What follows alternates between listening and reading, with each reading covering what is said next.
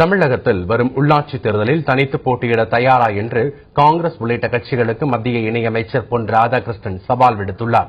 டெல்லியில் செய்தியாளர்களிடம் பேசிய அவர், உள்ளாட்சித் தேர்தலில் பாஜக தனித்து போட்டியிடும் என்று கூறினார்.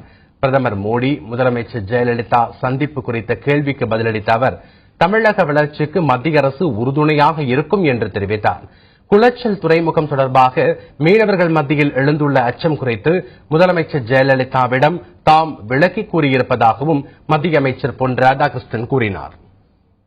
என்னுடைய வேண்டுதல், இன்னைக்கு குதிரை சவாரி செய்து கொண்டிருக்கக்கூடிய காங்கிரஸ் கட்சி இந்த தேர்தலில் உள்ளாட்சி மன்றத்தில் குறைந்தபட்சம் உள்ளாட்சி மன்ற தேர்தலாவது நீங்க உங்க பலத்தை காட்டுங்க, தெரியட்டும், தனிச்சு நிற்கணும்.